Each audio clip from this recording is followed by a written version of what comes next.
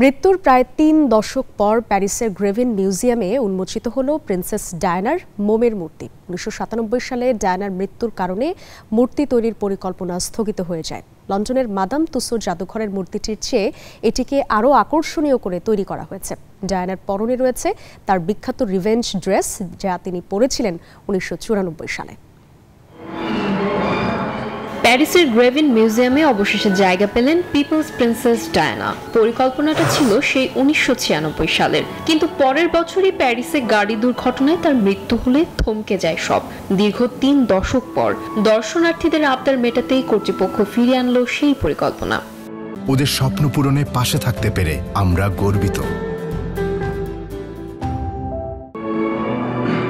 লন্ডনের মাদাম তুসোর বিষণ্ণ মূর্তির বদলে গ্রেভিন মিউজিয়াম ডায়ানার এক উজ্জ্বল রূপ ফুটিয়ে তুলতে চেয়েছে।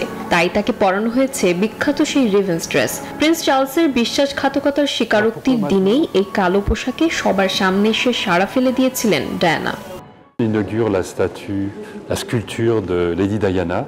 সাধারণত ৬ মাস লাগলেও ডায়নার মূর্তিটি গড়তে সময় লেগেছে ১ বছরেরও বেশি। আমরা চেয়েছিলাম দর্শকরা যেন তার সেই বিশেষ উপস্থিতি ও জ্যোতি অনুভব করতে পারে। তবে মজার ব্যাপার হলো, এই মিউজিয়ামের অন্য একটি ঘরে রাজা তৃতীয় চার্লসেরও একটি মূর্তি রয়েছে, আর সেটি রাখা হয়েছে মার্কিন প্রেসিডেন্ট ডোনাল্ড ট্রাম্পের মূর্তির ঠিক পাশেই। Desk report, news 24।